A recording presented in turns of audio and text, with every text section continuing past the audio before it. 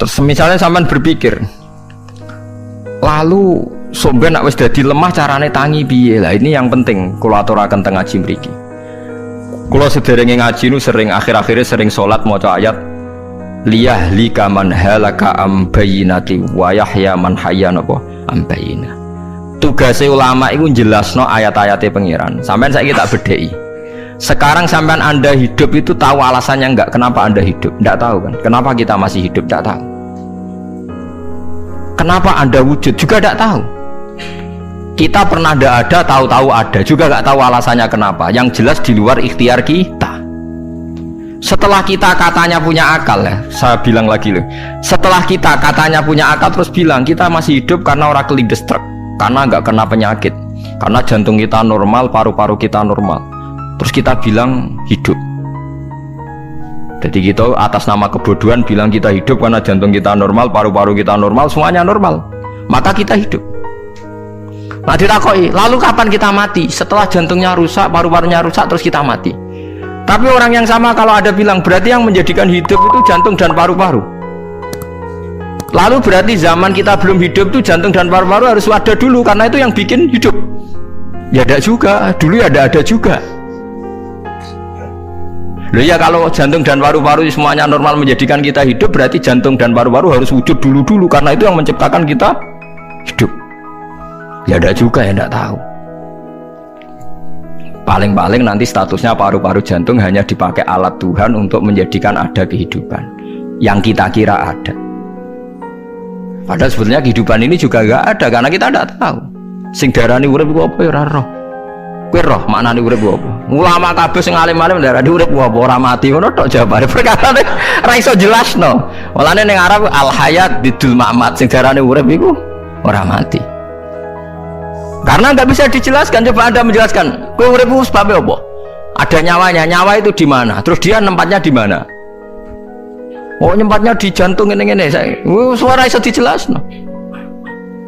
Nah, ketika hidup Anda tidak bisa Anda jelaskan, kudune sok ben wayahe tangi sangka kubur juga nggak bisa dijelaskan. Karena wujud kita ya datang tanpa diundang dan tanpa ikhtiar kita. Nanti tangi sangka kubur ya orang nganggo ikhtiar sama kan? Sama-sama ada kesimpulan lillahi rabbil alamin. Nah, tapi manusia atas nama akal sawangane hidup ini ada alasannya. Karena kita ditangi ada bapak ibu terus kita jadi wujud. Lucu kan, hidup ini disebut ada sebabnya. Tapi nanti mati sangka kubur terus tangi meneh dianggap nggak punya penyebab. Alasannya sudah dilemah kok. Kono meneh carane piye? Lah zaman kowe ora ngono. Dadi ono saiki. Carane piye? Makanya kalau suruh balik-balik bilang, jika tangi sangka kubur iku mukhal, berarti wujudnya Nabi Adam dan wujud yang sekarang lebih mukhal karena tanpa sebab. Ya tanpa apa? Sebab. Lho nggih to, aneh Nabi Adam mbek sampean saiki no, dadi roh gentayangan dhisik kopo cucuk dadi sampean iki. Do diutang, di kasus, do demenan. Aneh budi. Aneh wujud yang sekarang karena wujud nanti ning ora-ora mahsyar wujud dari wujud yang sudah ada. Sementara wujud kita yang sekarang dari tidak ada. Lain ngomongane pangeran didik napa hal ata alal insani hidum minad dahri lam yakun syai'am mazkura. Manusia itu harus ingat bahwa dia pernah tidak ada. Nah, dari tidak ada ini menjadi ada adalah ayat bahwa wujudnya dia tidak ikhtiarnya dia sendiri. Mulane setan dinyak pangeran. Karo dene kok nyembah setan, ma asyadduhum khalqas samawati wal ardi wala khalqa anfusihim. Wa ma kuntum muttakhidal mudillina aduda. Setan kok mbok dewak-dewakno piye? Apa setan melok gawe langit bumi? Ora. Apa setan gawe awake dhewe? Ora. Umpama setan gawe awake dhewe mesti dekne milah berpenampilan ganteng, gerduwe ku elek kabeh, wewe ge elek kabeh. Umpama dekne gawe awake dhewe milah dadi napa? Ganteng. Mulane tiyang sing pun wusul nak roh setan mlebu neraka. Wah berarti setan ra hebat, mletene ngono jebule milih nggon neraka. Kudune nak hebat kan milih nggon apa? Swarga. Lho niku mun kersane pangeran nek setan dakok neraka nak wong apik dakok swarga. Lah iya trimo diatur koyo botol ngono ae kan. Artinya jika Anda bilang itu kersane pangeran setan dakok neraka, berarti setan mau koyo botol koyo watu sing ditoto sing duwe. Berarti setan ndak siapa? Siapa. Sama dengan kita ndak siapa?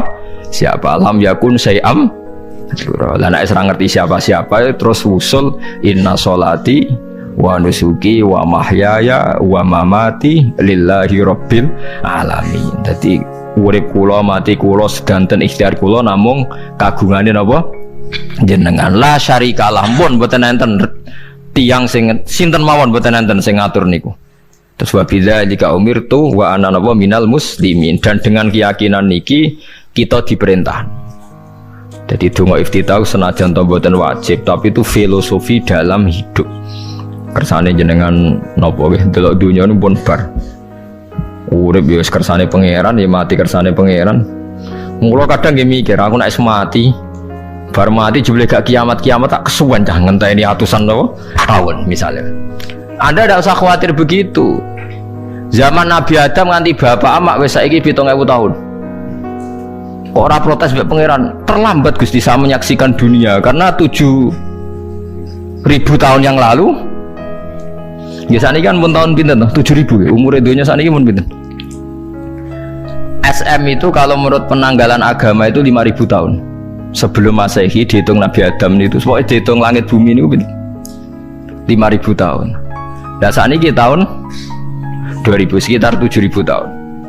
Padahal wonten sing ramal umur dunia mun pinten? 7.000 tahun. Jadi enak sing mun diutang-utang mun beres nih mun bar nih mun dianggap bar nih mun muntah nih. Jari ini to.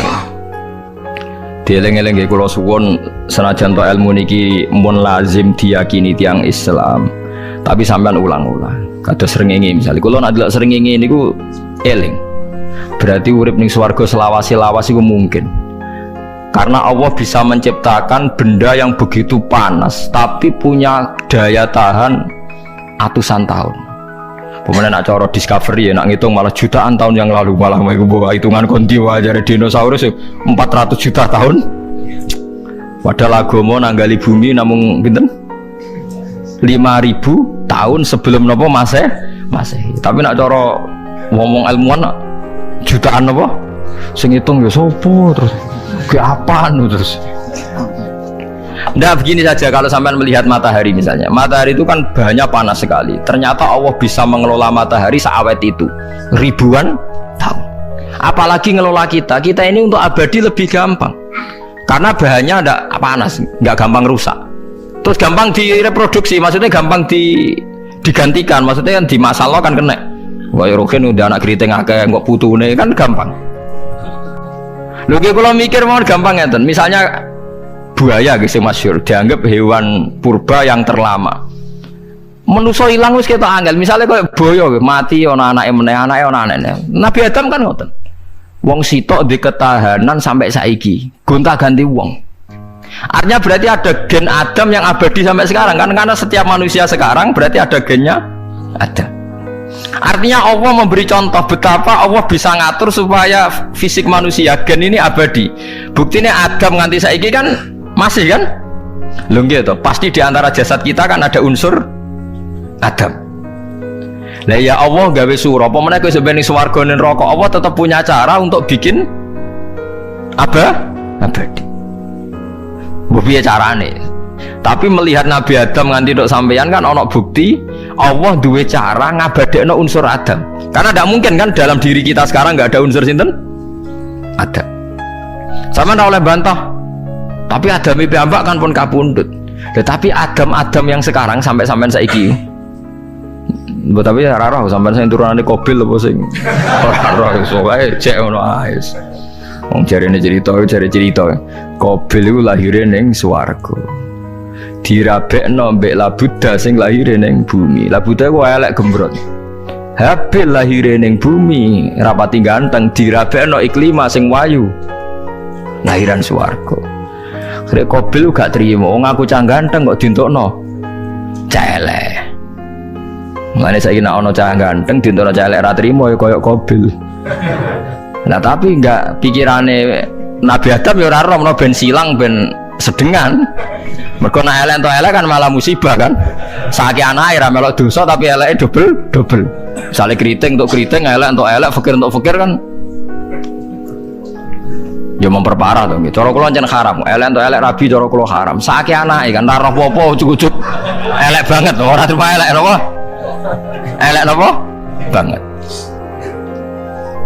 Jadi ceritakan ngoten, walhasil akhirnya tukaran, mergo Qabil gak terima. Pas tukaran dipisah Nabi Adam. Angger sing takor rupe sukses berarti ikhtiari bener. Ya mau Habil nyembelih wedhus, sing Qabil seneng buah-buah.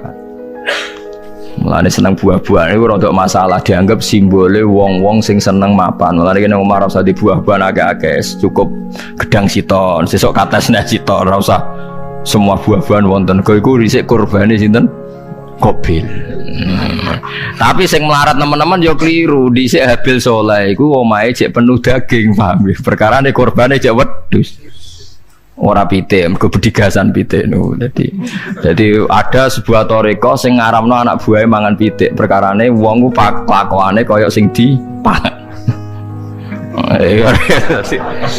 Ya repot aku tadi repot.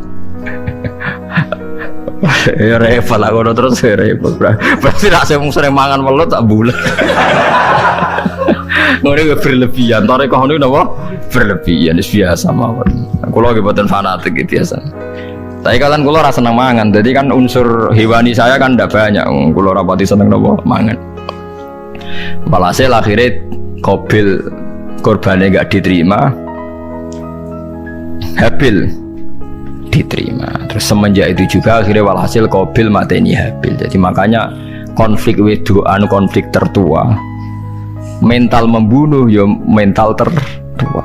Pertama peradaban manusia itu dibangun rebutan wong wedok dan saling membunuh. Nah, orang tukaran kira usah gawa, itu tradisi terlama, tradisi terlama manusia. Mesir kok bentrok podo Islami, Irak, Syria kok bentrok itu tradisi terlama. Demi wedoan diruangi tukaran, tradisi terlama biasa. Jadi biasa mawon urip napa biasa. Sekabeh kejadian yang dari gini, wa inna sholati wa nusuki wa mahyaya wa mamati lillahi rabbil alamin.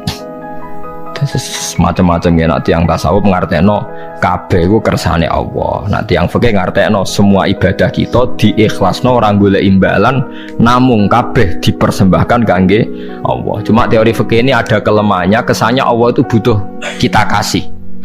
Padahal kita bisa sholat yang nganggo hidayate pangeran, iso zakat yang nganggo donyane pangeran. Kok kowe ngrasa zakat itu donyane sapa?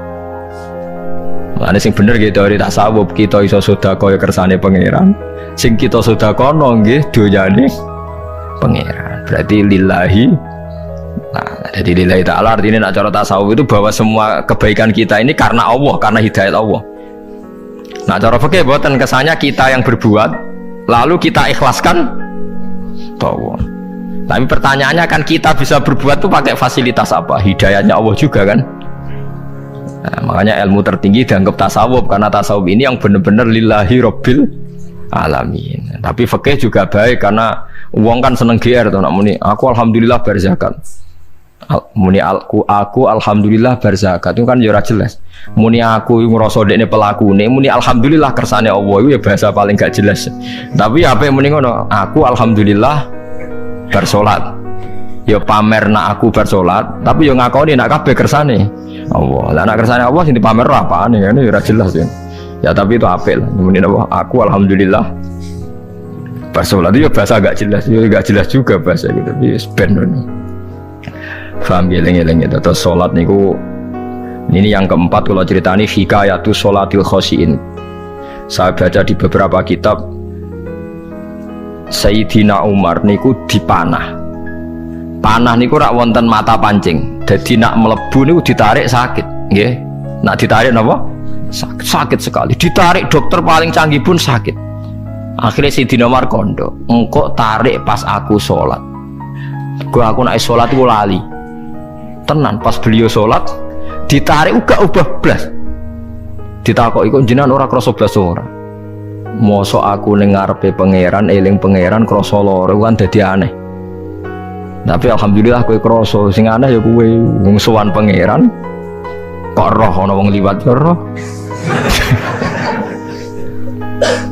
Jadi Sayyidina Umar dadi khusuke Sayyidina Umar nganti dipanah ditarik wak kangelan. Loro. Pesen ning kok aku tarik pas sholat. Mulane ora ana sahabat mati kecuali pas sholat. Mergo pembunuhe roh paling lengah iku pas sholat. Umar dipateni pas aku yakin wong nakal mateni rugen pas sholat reksa yakin aku yakin. Plengane ngono jibi. Semasa sholat tetap siaga aja. Iku sirine kena apa Umar dipateni pas sholat. Kau musuhnya ku ngerti sahabat tuh paling lali nak pas sholat. Sayyidina Ali kabudutnya ge pas sholat.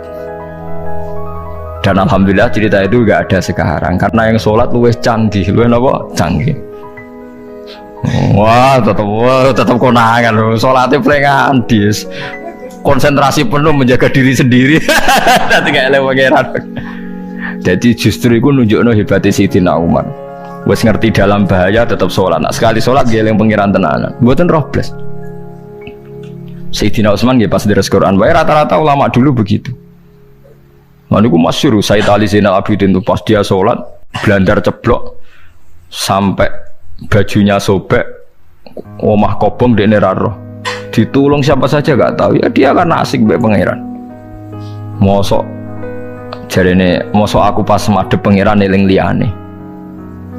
Nah, tapi kita serai iso kan bayang sholat ke kelas ngoten niku. Nah, kanjeng Nabi Muhammad soft paling gurih niku yasma'u azizu sotri ka azizil mirjal. Nabi nak sholat niku sing gurih niku ngerti dentuman dadane Nabi sang wedine nang pangeran kados banyu sing umum. Ka'annahu sya'aleh sampai Nabi meh pingsan saking wedine pangeran. Ini disebut taqsa'irru min hujuludul ladzina yakhshawna rabbahum. Jadi Allah nasala ahsanal hadithi kitabam mutasyabiham masani ya taqsa'irru min hujuludul ladzina yakhshawna rabbahum. Makanya potensinya orang-orang soleh itu jarang sholat sunat karena sholat fardu saja butuh energi yang luar biasa. Meh kudu kesemper. Nah, alhamdulillah kita kan sholat biasa saja. Berarti qobliyah yo oke, ba'diyah yo oke, sholat yo oke, tapi cara dipateni wong ora iso. Ya tetep apa? Ngono ngrasane krungu. Parah. Salatnya awal ini parah. Nah, salat riyen para sahabat itu luar biasa. Sampai wong kafir nak apa nyerang sampai ono sholat khauf itu sampai orang kafir sepakat kok nak nyerang Muhammad niku pas nopo sholat sampai akhirnya Allah gawe rukhsah wonten sholat khauf sholat di mana separuh soft jaga musuh mereka Nabi nak sholat tuh lali sahabat nak sholat di lali akhirnya gini gue dalam sistem keamanan jadi kelemahan sahabat gini gua akhirnya Umar sholat di depan umum lu di depan umum kok iso lali kabeh mestinya nak Umar lali kan makmum Ruhin Mustafa eling mboten iki sing sofa awal dua niku lali kabeh lho nggih imam agak ngarep niku Abu Lu'lu Al-Majusi ku iso liwat yo nganti tok Umar yo selamat munjen sholat kabeh nak saiki ora iso aku yakin ora iso wah kena sambure siji terus sih nyak masjid semua jual tau sih sholat omong ya tenang sih. Lah gue sanggup baru kayak pangeran alhamdulillah. Jadi Umar itu tengarep, paham ya? Abu Lu'lu maju, aman. Mereka sing sholat rasa sadar kabeh ora kok Umar tok. Lho mau Umar ngoten liyane mboten nak kecekel tengguri itu. Hebat nen. Sayyidina Ali malah lucu meneh mendelingno ada ya mulai dulu ya ada intelijen namanya Jassas dan itu saya tiru Dawe Sayyidina Ali Jassas itu ya cara niki mata-mata ya Amirul Mukminin orang Khawarij itu berambisi betul membunuh anda mbok ndak usah sholat jamaah di masjid kita ini menjaga anda di rumah. Sayyidina Ali jawab hisni ajali jadi masyhur Sayyidina Ali ngendikan yang menjaga saya itu ajal saya bukan pengawal presiden. Kalau saya mati sekarang, penjaga nggak ada artinya. Begitu juga aku nak rawaye mati. Iku wong niat mati ini aku yura iso. Sepintas ngendikannya ini hanya klis, tapi nak bangen-angen bener. Sama dulu lagi, misalnya Pak Harto itu prajurit perang mulai dulu, mati ini yang ngomah. Kok rapas ketembak musuhnya, padahal saurip-uripe perang. Khalid bin Walid niku sahabat paling banyak perang. Mulai zaman kafir mimpin panglima kafir nglawan perang Nabi perang Uhud itu panglimanya sinten? Khalid. Zaman kafir ya ora kena dipateni wong Islam. Zaman Islam bedino perang. Ya ora kena dipateni wong kafir. Pas mati ning kamar nangis. Nangis takoki putune, lho jenengan niku ashabun Nabi pe mati kok nangis. Jong aku ora kok nangis perkara pe mati. Wong aku perang semangat ben mati syahid kok malah mati ning kamar jadi. Nangis dene aku iri mek kanca-kancaku sing mati ning medan perang. Wah aku perang semangat ben mati. Malah kok mati ning kamar. Lho iku ajal. Maksudnya iki cerita iku ajal. Hisni ajali. Sing dadi pengawalku yo ajalku. Wong putune Khalid bin Walid, putune Jabir, putune Zubair bin Awam niku putune udah sering lebokno dirijine ning gulune mbah-mbahe mergo tipak panah saking jerone panah. Jare Khalid bin Walid kabine dibuka delok le gegerku. Ma baina rumhati to'nin wa baina saifin sampai sab'ina to'na. Terus sekitar 70 luka. Lho ngene kok iso orang mati ning kene ku piye? Nggak artinya bener Sayyidina Ali. Sayyidina Ali perang tanding berapa kali coba? Menang terus. Dia mulai ikut Nabi perang terus. Siapa yang nggak tahu perang tandingnya Ali ning ambek Marhab teng Khaibar teng Badar? Nggak tahu mati. Mulane Sayyidina Ali diweden-wedeni mati, jenengan nanti dibunuh. Jadi sing mateni aku iku ora wong ajalku. Dadi aku ora usah kawal. Tenan akhirnya subuh itu dipateni sinten Abdurrahman bin Muljim tiang Khawarij. Nah, tapi Sayyidina Ali keyakinannya itu aja. Sayyidina Ali lucu tenan. Ketika pas dibacok pertama kena pupune napa ngisor. Ini cerita. Aku ramati. Akhbaroni Khalili animit tu yudrobu ala jumjumati hada. Aku dikandani Kanjeng Nabi matiku dibacok dasku kok ora kena ikuku. Jadi Sayyidina Ali lucu pas dalam keadaan ngono cek guyon. Semua pancen wong parak pangeran ora kena dikiasno. Urung cong aku nek iku urung mati, aku dikandani Nabi matiku iku. Iya kena sirahku jadi. Kayak Sayyidina Utsman malah Sayyidina Utsman lucu. Dia tuh dikepung orang Khawarij jelas mau bunuh. Ada Sayyid Hasan. Saya itu apal betul sejarah itu. Ada Sayyid Hasan anaknya Sayyidina Ali, ada banyak sahabat. Sayyidina Utsman di rumah baca Quran. Sekitar cara saniki sekitar duhur akhir. Diingatkan, ya Amirul Mukminin kau mau dibunuh sama orang Khawarij, Bu Anda keluar dari belakang. Atau kita ini ada perintahkan untuk melawan mereka, pasti kita lawan dan kita pasti menang. Jadi Sayyidina Utsman, ora, aku iki poso ya, poso sunat. Terus jadi ngomongnya kan janggal, macam ketika ane wali wane, hubungannya apa jenengan poso mbek dikepung deh. Mau Nabi ku metuki aku ning jendela iki, wa akhbaroni ya Utsman satufti rumai. Man, engkau kowe buka mbak aku. Dan Nabi oleh ketika dia lucu kan, engkau kowe buka. Jadi artinya, engkau iki aku mati pas maghrib, mung janjine Nabi dijak buka bareng. Lah lucu, akan ditebak. Ya akhirnya beliau tidak melakukan perlawanan, sekabudut.